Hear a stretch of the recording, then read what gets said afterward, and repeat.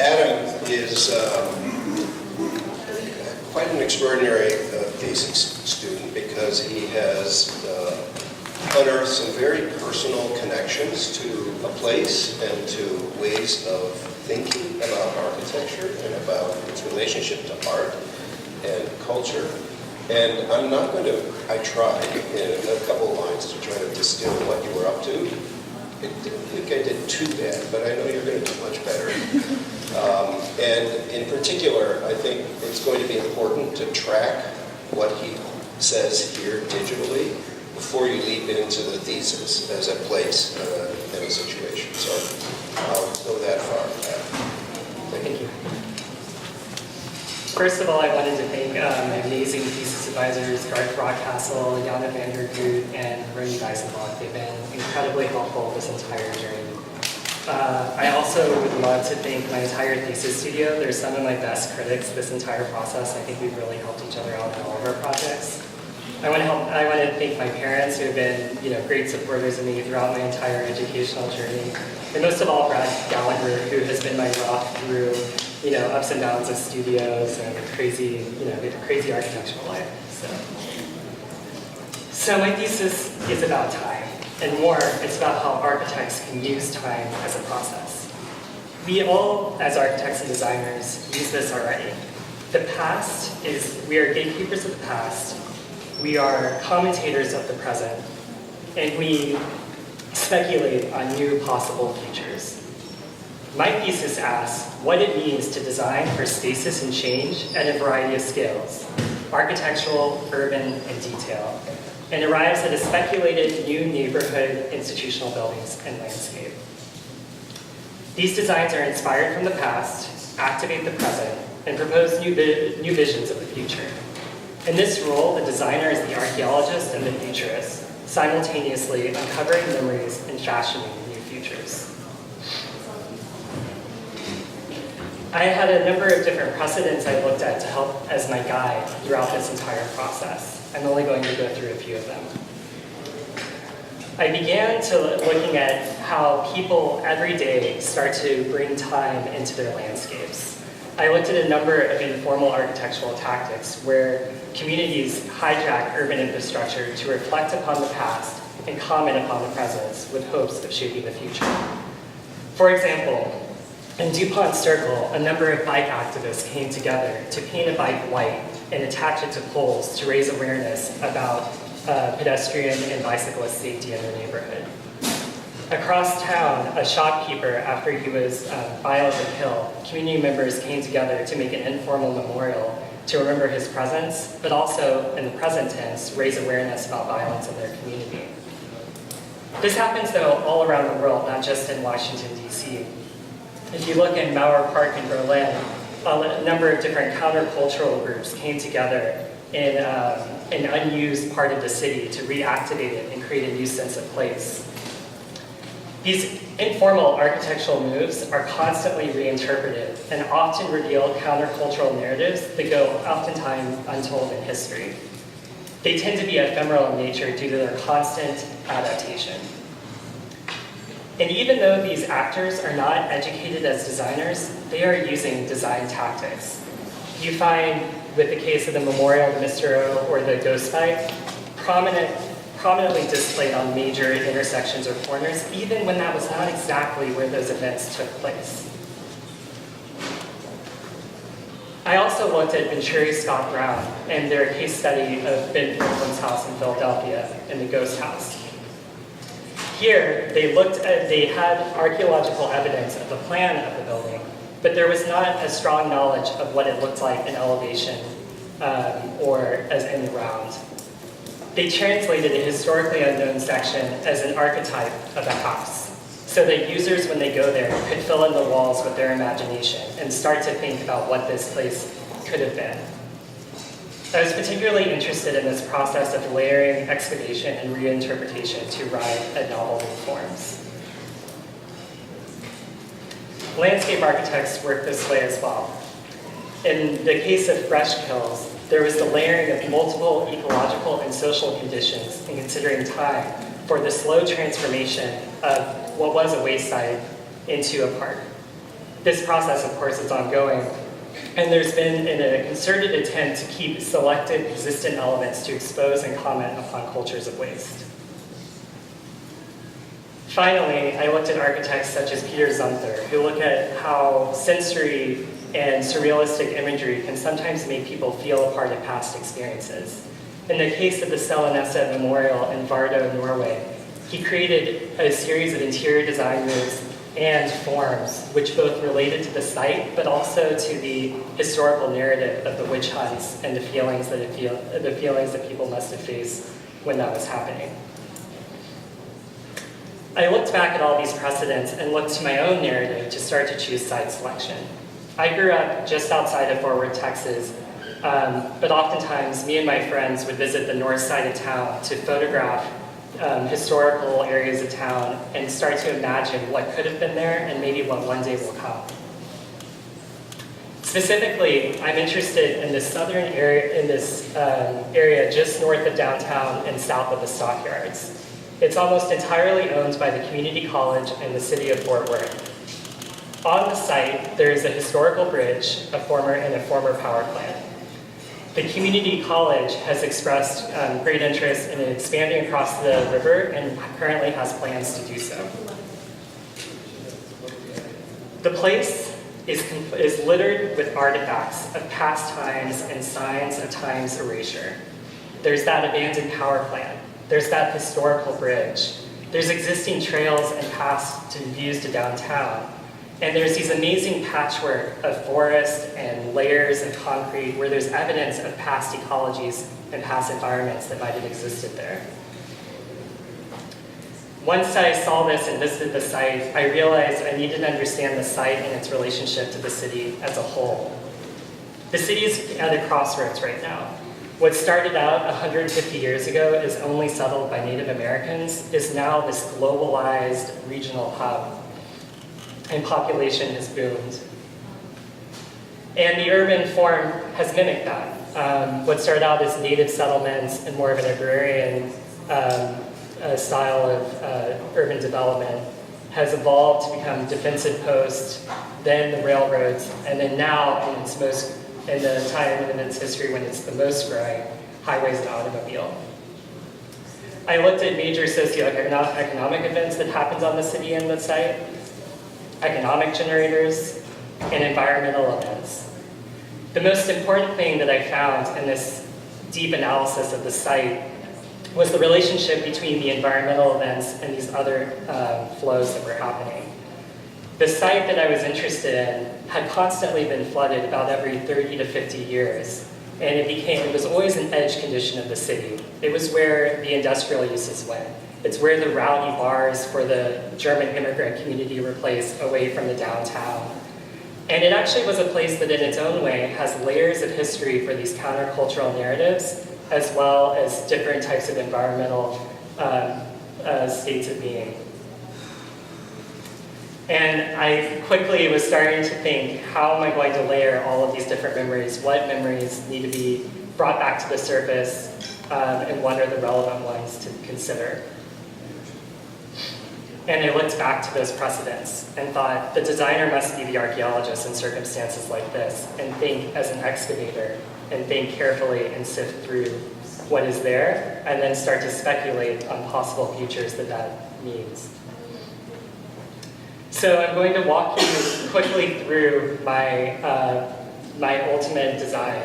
I first kept the current plan by the community SIP, the community college, to go across the river.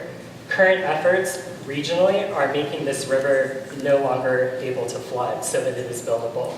And the plans are in the next few years this will be built. The first phase already being done. I then transformed the former power plant into what I'm calling the Regeneration Studios.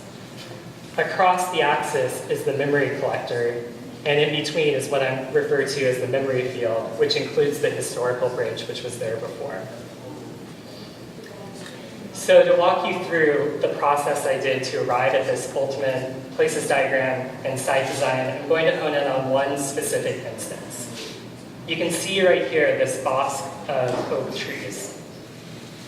In prehistory, the site was filled with native tribes which once roamed the lowlands. There were mesquite and oak trees, and people were often there in search of buffalo. When the city was founded, it was deforested, settlement came, and during the time Fort Worth was founded.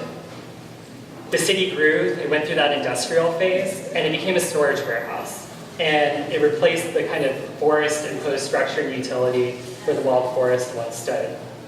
And then this is how I saw the site when I visited there. You had a canopy of power lines, and you saw people informally using it. There were dirt paths. Sometimes you'd even see people on horseback looking at the iconic views of downtown.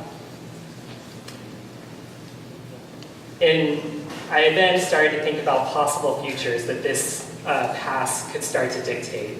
In one future, the memory of the warehouse and forest is transformed into a bosque of oak trees, both referencing that past forest, but also the plan of the storage house that was there before. And that really surrealistic, interesting moment about with the canopy of the power lines made me realize the importance of this site as a place of utility throughout Fort Worth's history. And so I elevated the idea of the utility pole as a major design element. In another alternative future, the utility poles are adapted into a solar panel canopy to create a new energy source for the city. In yet another denser future, the box becomes maybe just a parklet in a larger neighborhood. I showed these different realities happening simultaneously, but I could also see them happening each on their own. So to give you another view into this site, my work into the site plan, I really followed the ideas of the ghost house with Venturi and Scott Brown, and took Sanborn maps and mapped out each individual building that was there before, as well as each individual narrative that I could find in the various books I was reading, and trying to place it spatially. I got a really good grasp of the history, and I used these elements to come up with a variety of different forms that you find on the landscape, and as I just showed with this sequence. I also realized, as is the case with the forest, some of those memories were not found in the history books. They were found as evidenced on the landscape. There were pavement paths where there were clearly buildings that were once there before and foundations. And I translated those as well into my overall site plan.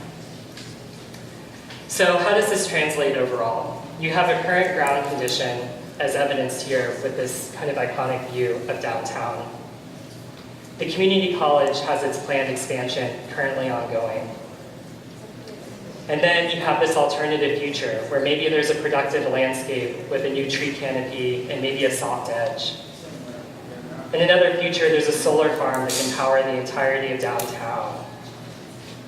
Or maybe there's a dense walkable neighborhood. One demographer I was reading about even said that as many as 30,000 people are predicted to move right near downtown in the next 10 years, which I think is kind of incredible. Throughout every moment, I have the ubiquitous object of the utility pole found in every moment.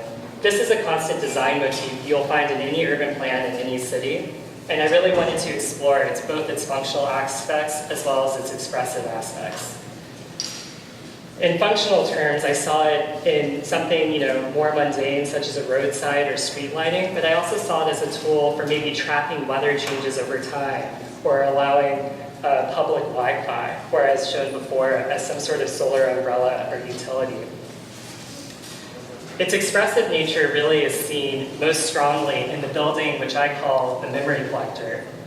While out on the lawn, there's a grid of columns where people can continue this practice you find all over the world of placing different objects at different times of history. Inside, the building actually captures those memories into a wall that I'm calling the time capsule wall. This exhibition wall, which you can also see articulated on this facade, is filled with the different objects found in the landscape, or also objects donated by the community. My goal in this was that these countercultural narratives or different moments in time can somehow be frozen just a little bit longer so that we can digest them and think about them as a community. These are new. Yep. These are new, and then this is an existing renovated moment. The black ones on the top are all new added? Yeah. All across the way? Mm-hmm. And then these are proposed, they're under construction. And the lower next black year. ones are existing buildings? Yep. same In the plan? plan. Okay, Yes. So all those three large structures are existing. Yes, Now you just Or want these- one. these add two. 1, 2, and then the third one on the right? this one's a proposed one. Okay, so that's pros and all the ones. Yeah, and there's been a few alterations. I'll actually go into that specific building later on in my presentation. And so I'm going to go through exactly how I articulated this building and how it developed, specifically this one you're seeing on these renderings right here. So I marked a ground condition on access to the existing power plant, as shown in this places diagram. I then thought about these gridded utility poles, this moment, as referenced earlier, where people all the time attach their memories in their communities and have it as a point of self-expression. And I thought of a moment where this could be densified. Maybe they're every 16 feet. I then conceived of the idea of this grid being connected by a time capsule wall. They could start to lock these moments that are normally fairly ephemeral into time. The L-shaped condition of the wall created two conditions named contain and expose.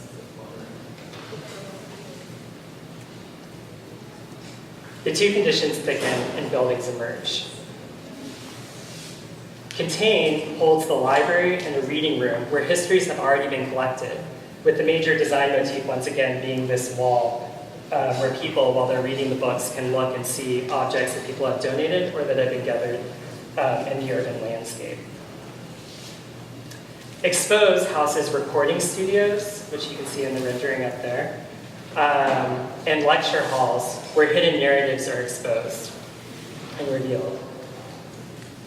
Finally, in the middle, there's a third pavilion, which I'm titling Converge. It's where people come together in a social atmosphere to discuss what they've learned in the other two buildings.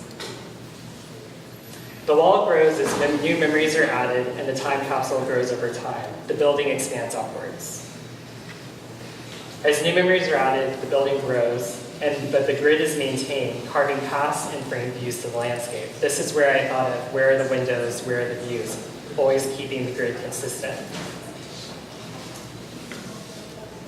The memory collector sinks into the ground.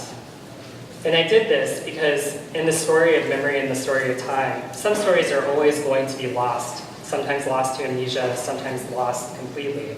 But what I learned in these early studies is sometimes, even then, the ground can still collect them.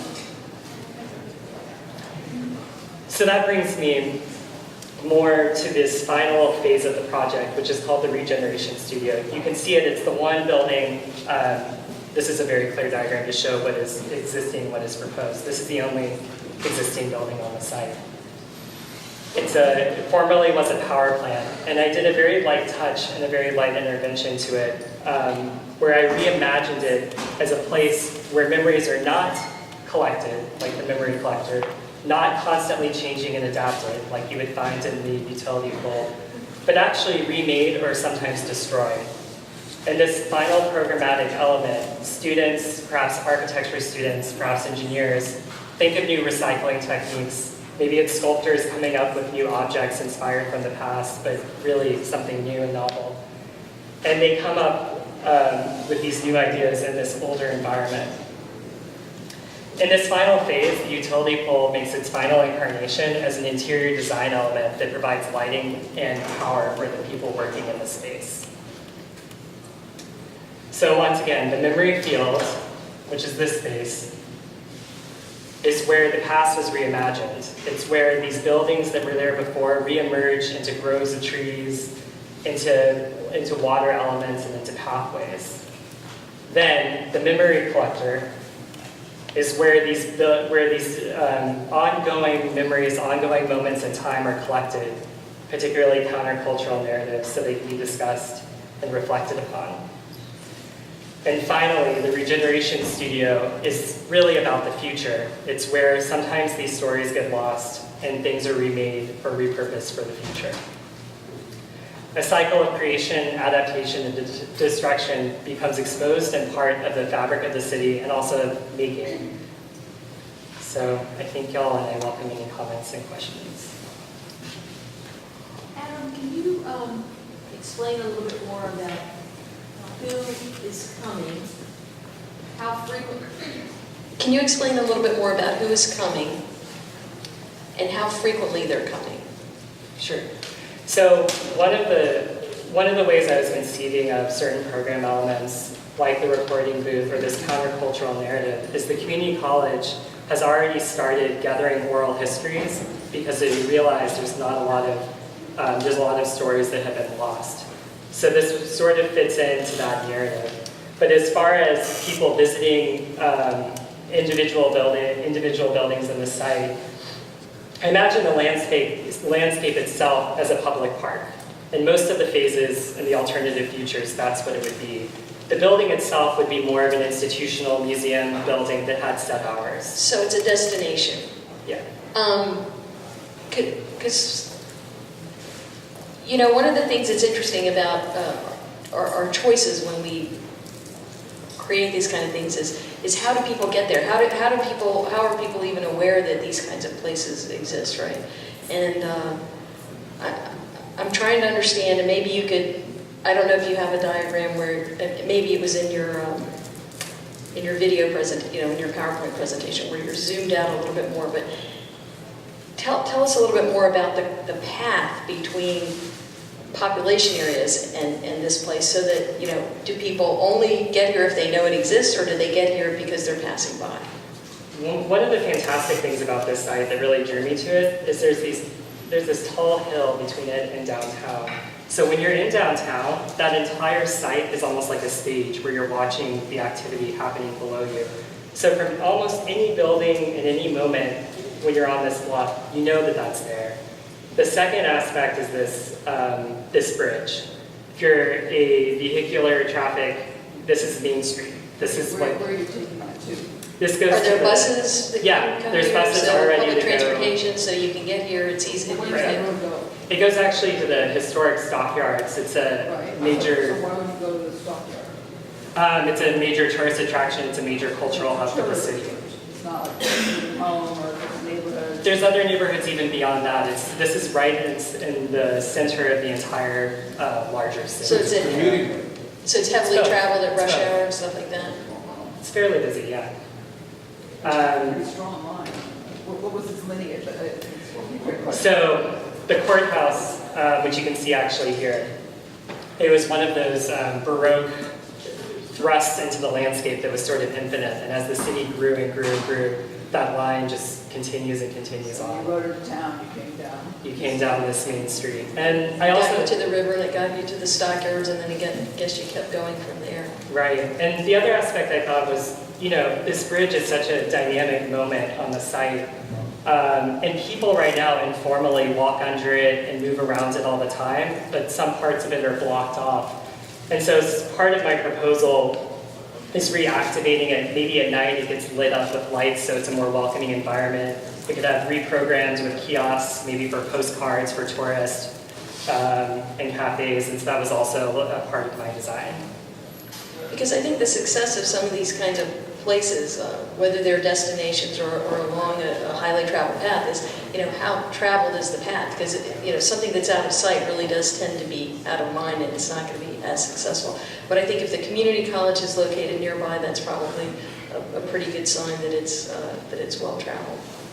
Well, and just the whole notion of sort of arrival and its location within the city. I mean, when you're coming across the bridge, and you're coming towards the stockyards and it's on your left-hand side, how do you get there? Do you simply turn left, and where do you arrive? And did the sort of, do you park your car? Is there an arrival sequence at the site that sets you up for your visit, right? Because this is purely a ritual, sort of an experience to go to this place, right? So if you're doing a ritual experience, how you get there has already sort of pre-colored the nature of the experience you're going to have.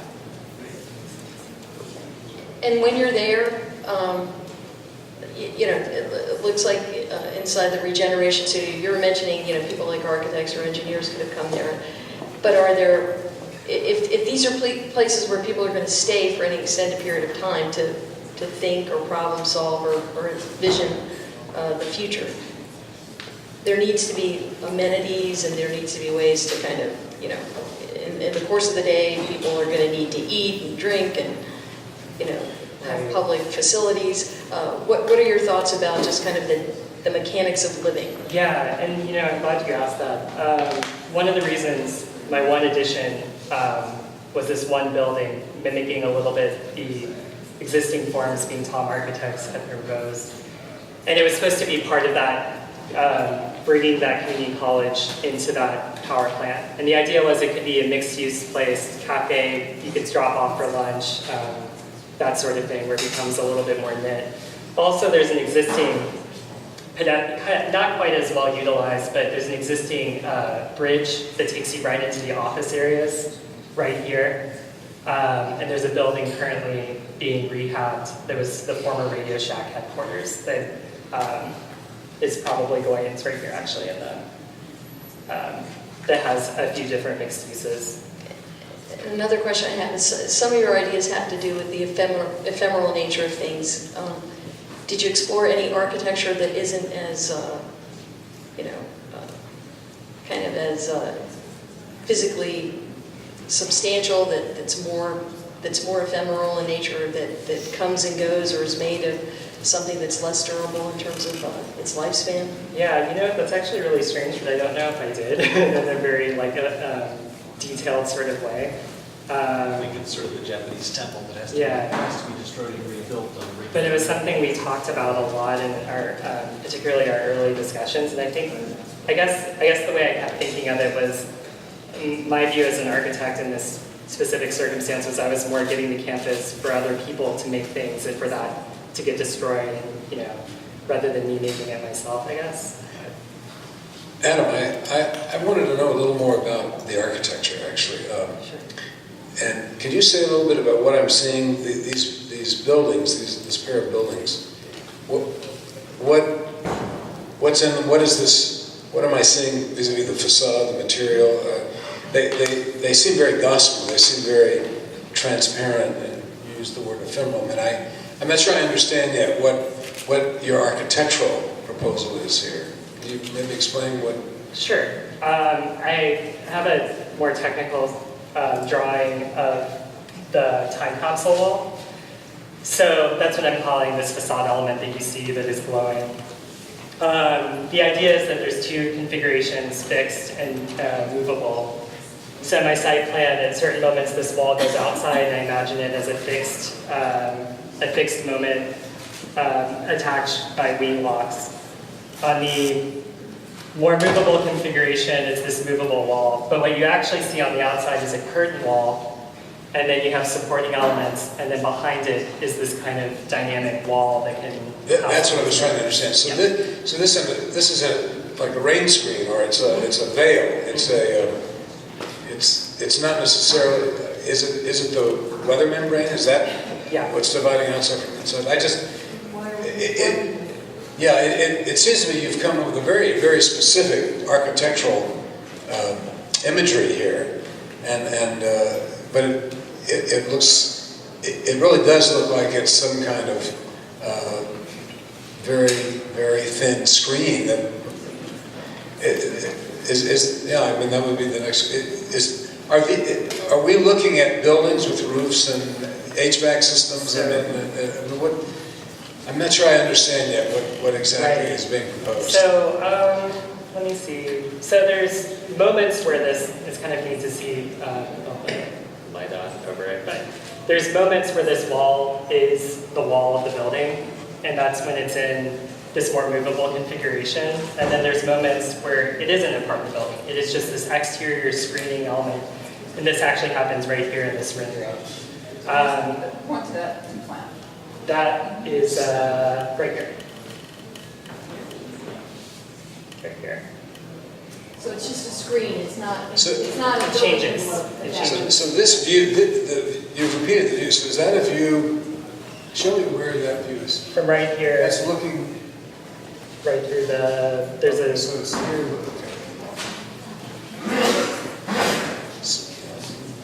But because it uses the same structural language and the same design language, it looks fairly consistent, whether it's a screen or whether it's looking through and you see the building beyond. This is probably a nomenclature. This has come up other times today. I mean, I think in a way what would really help us is to see, an aerial axonometric or some, I think the representation is problematic here a little bit, if I can put on my design, graphic design and presentation hat.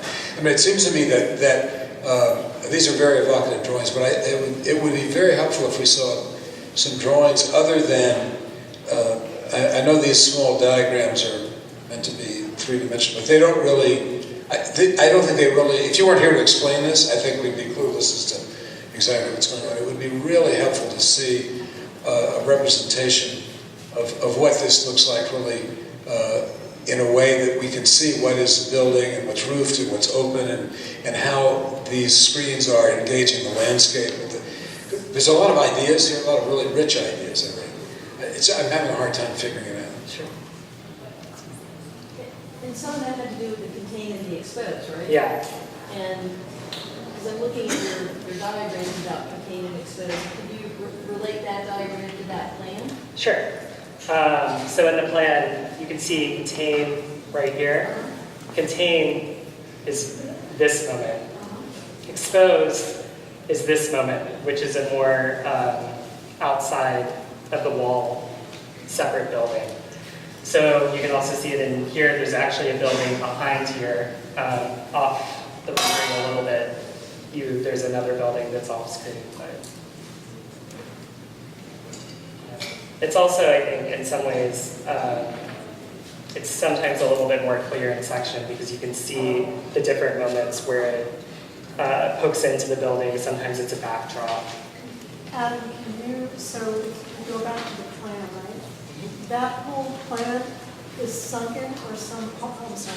So some part of it is sunken, is that right? Yep. Yeah, so I think part of the problem that it's a very rich and complex thesis, but we're trying to translate it into what the architectural form is. Sure. And so I'm not reading the contained exposed like your diagram.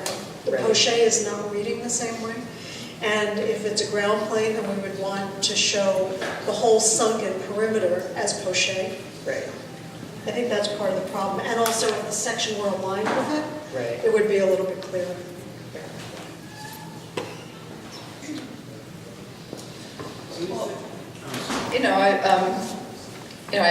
I very much appreciate the ambition of the project. I think the notion of architecture as a curiosity cabinet, a memory cabinet of Wunderkammer is a really beautiful project. I've been working on it as a sort of idea for many, many years. And I especially like the notion that you're working at it at multiple scales, the idea that that your work, your engagement with this particular site is an attempt to kind of mine and operate as an index to multiple histories, which cross boundaries, cultural boundaries, temporal boundaries, physical boundaries. So I very much appreciate that. I wonder a little bit about your process of where you focus, or where, in the end, the role that architecture ultimately plays in indexing those histories. And as you set out a very ambitious agenda, how the present that you put in place here now becomes the history or the past, and for the future development and not just memory of the site, but also the development, transformation of the site going forward. And I think there's a little bit of a gap, for me anyway, of how you arrive at this specific organization. I think one of the early questions you asked about the road, to me, is crucial, because you really reinforce that infrastructure of this road, which may be only one moment in the history of the development of the site and its role. So that seems a little bit of a jump. Maybe it's okay, but it doesn't seem to be, because everything now is orthogonal. You presume, beautiful kind of carpet of a garden, or it could be a French garden, series of different parterres and so on. So you might want to sort of, because the drawing that I keep going back to, which I think is incredible, or maybe it's not really a drawing, but it's sort of drawing text. You all probably can't see it from the back, but Comanche, Tonkawa's, cattle grazing, truck assembly, oil tanks, cattle corral, beer garden, horse shed, dance, steel, and I think your project is in here, right? So your project is beer garden, horseshed, dance pavilion, freight house, maybe. So, and that's where I'm wondering, like, how can your project, or how can an architecture produce another layer? So it's not a series of fixed buildings. That's why I appreciate the attempt at the development of the section, but you're really trying to think about a series of layers that privilege, alternatively privilege, suppress, amplify different aspects of the reading of history or the rereading of history. So on one hand, I think you produced a kind of container for collecting things, but I'm not really sure yet you've given us a position that you're carrying as narrator. What are you privileging? Are they all things equal? And how does one call attention to these traces? Once you fix them and construct them, they become no longer, you can't imagine them anymore. There's a great project by Marianne Ray and Bob Mangorian, I guess, out in Culver City. You must know that, the Dr. Caligari's, it's what's it called, the Museum of... Museum of some crazy things. Something object. But they created a fantastic book called, I think, was it Wallpaper, I want to say, before that became a magazine, but it's 30 different alternative propositions for what the facade might be. But you move into this little museum and there's these, you don't know whether they're constructed fake histories or real histories. And so I think you gave yourself the opportunity and you set your project for really taking a position about these histories, and in some way I think maybe the question's about the architecture, which is really not what, it's not about whether this is a building or this is a wall, but it's really about how, what is your reading of this history? And it's got to be prejudice. I'm not using that in a negative term, but what position you bring to it. So, I really, really appreciate the thesis of the project. I would just encourage you to be a little bit clearer and where you position yourself in that, and what role ultimately architecture has in creating a reading of history and proposing a new reading. I think it was really astute that you honed in on that, because that's something that Garth has been saying from the beginning. He's like, where are you in this? What's your bold stance? And I think that's always something I'm even now sometimes reluctant to take, but I think that's a really valid point. These are really quite astute observations, and one of the things I wanted to underscore on your behalf was the idea that your architecture and urbanism is of the most dry and objective sort. In other words, it is essentially this simple grid of hosts. Yeah, it's a scaffold, and the body is an objective container, that is, in the greatest sense of the word, a host of, again, things that we can imagine through the text, and part of the discoveries that you too have uncovered, but you have found other artisans and collectors uncovering elsewhere. Your reference, I think, to the curiosity, a box, or the simple frame. Joseph Cornell was also someone that we looked at closely, and how it was that content was a driver and a former of meaning, that the frame, the scaffold, the box, stood back, but in fact informed everything in the end.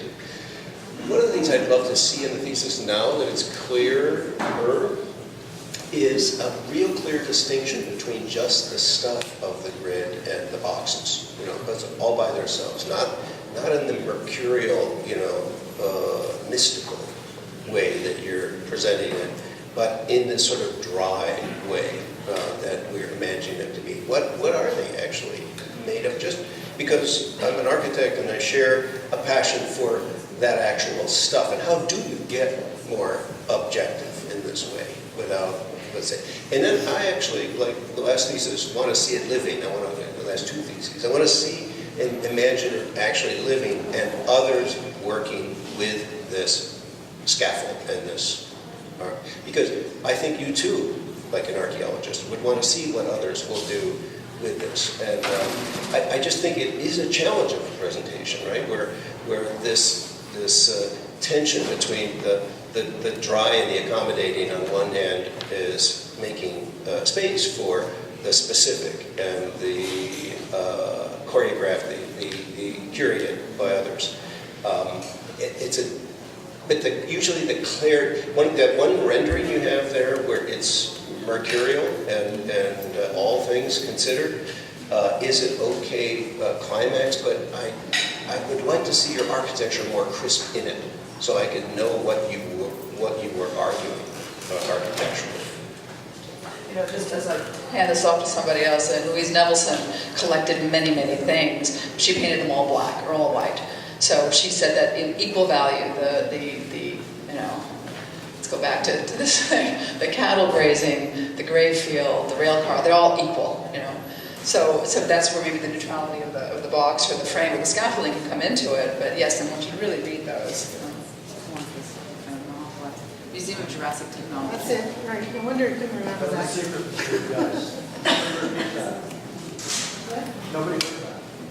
Oh, the Museum of Jurassic Technology? It's really worth a visit if anybody goes to Culver City.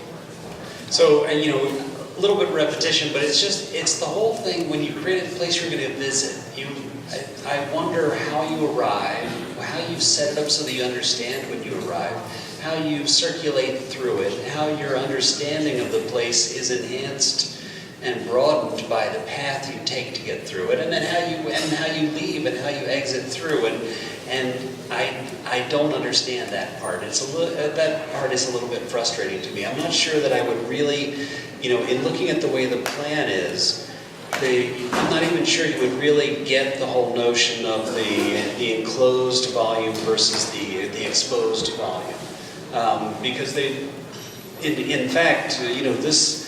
You know, in looking at this one, you know, it's an edge of closure on this side as that one is. You know, it's sort of from one particular place you can start to get that, but it doesn't actually really read in a rigorous way. It would actually it could have done so if it was just simpler. That if the two volumes followed each other as L's, and one was on the outside, one's on the inside. You know, sort of there could have been sort of smaller, more elemental moves that would have enhanced that, but. You know, and I don't know, you know, between the sort of the refreshment pavilion down below and the memory space up above, are you supposed to walk under the bridge? Is that how one gets from one place to the other? Is that the Yeah, if you're approaching downtown, that's how people use it already. So it would just be making that path a little bit cleaner and more something you'd want to visit even at nighttime. So where is the memory collector view, actually, or the memory field? Is that? That would be this. Where on the plan? Where is it? So it's halfway between the power plant, the Regeneration Studio, and the memory collector. So it's here, but it's that field condition in the area where you can walk under the bridge. So there's sort of parallel paths to Yeah. this major path of travel. And a lot of that was, and in the section, you're walking along this parallel path. And the idea also is, you know, taking the idea of the axis. And, you know, it gets hot in Texas in the summer. And carving out a moment of water that would kind of guide you across the landscape. And then the shady cottonwood trees and oak trees kind of giving you that moment where you want to keep moving along it. And I think I have and you can see probably here, but also in these smaller perspectives, it's a robust kind of archway, and it you know gradually gets lower. But as you're going through it, it's quite a monumental experience, particularly at the beginning of that journey. So.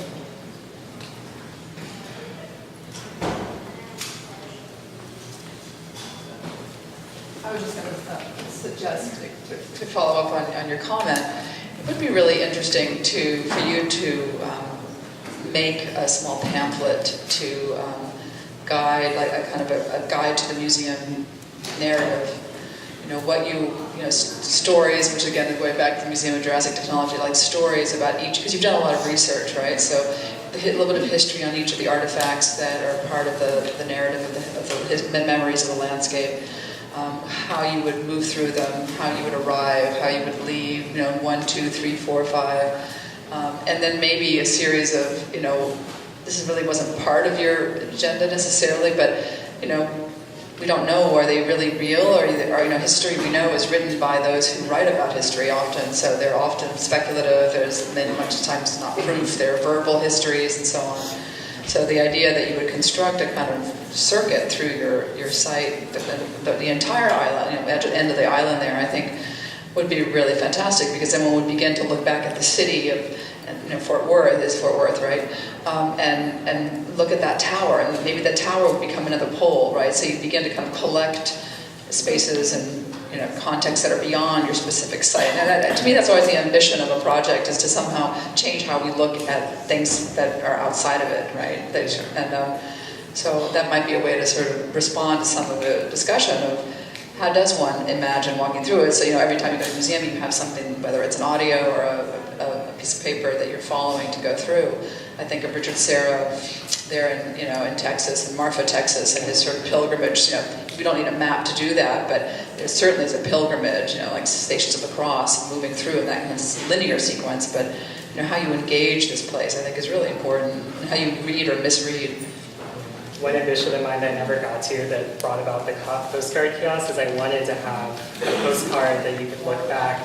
Just never quite got to that moment, but yeah.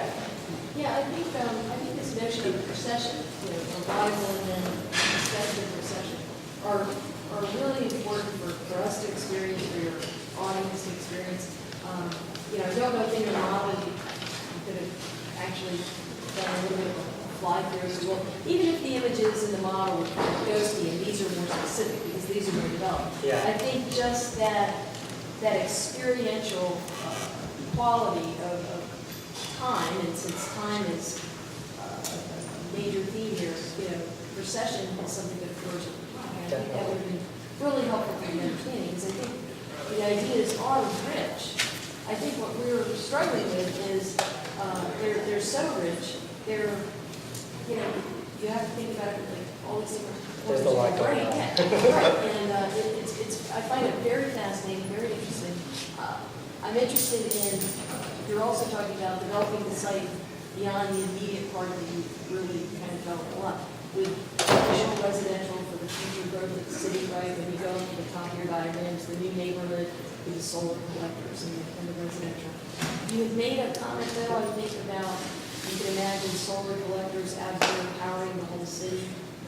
Yeah, unfortunately. That's a different solution than housing, or is that Right. on top of the house? It was more that when I started reading about this site, there was a lot of different future predictions. Some people said 30,000 people are going to move here in 10 years, which I thought was maybe possible, but sort of incredible.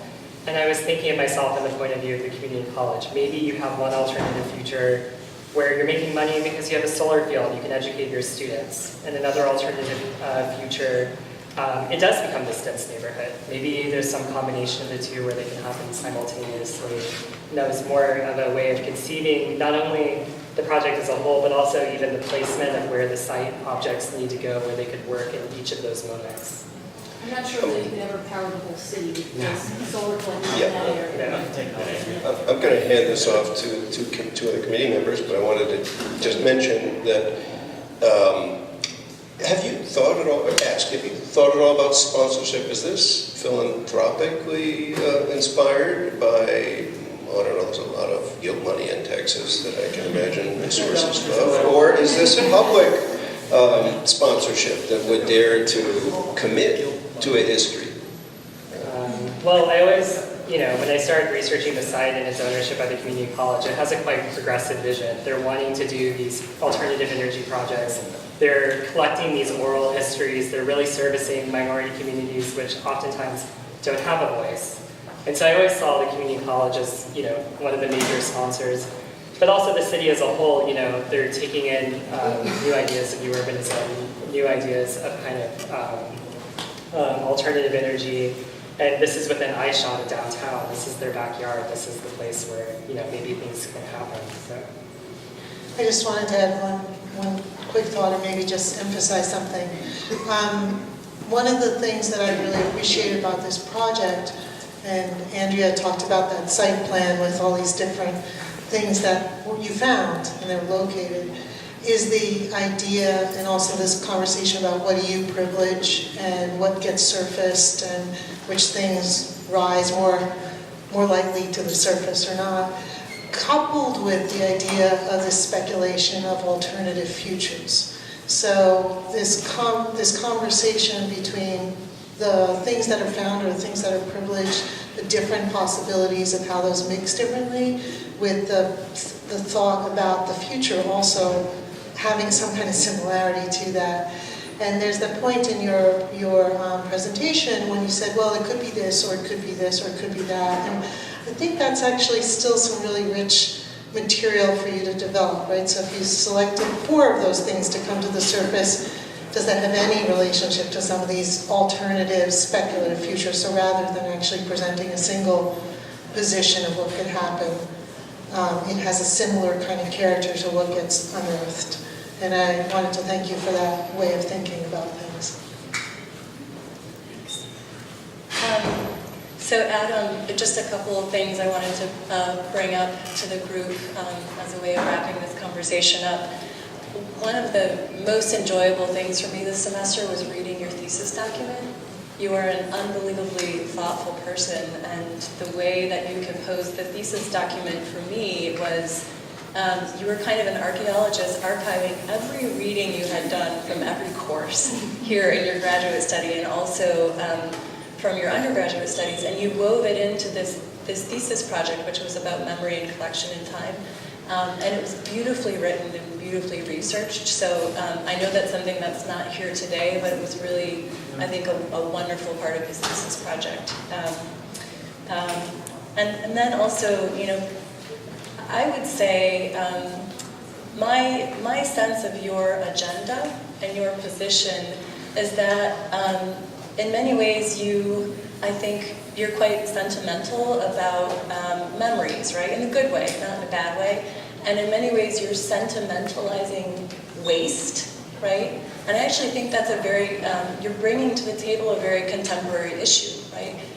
In that way, Fresh Kills, I think, is a very apt precedent study, and I'm glad you looked at that project. And I'm glad that you said, you know, time, you realize time can upcycle things, right? So you have all these objects that may be leftovers from estate sales or things that other people might think of as waste. You're looking at the latter half of a life cycle of materials, but also memories.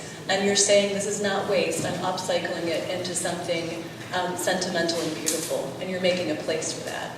So I would say that's your position, right? That was, for me, where you kind of stood from the beginning of your project and all the way to the end. And I think that's a beautiful position. So thank you, it was wonderful working with you.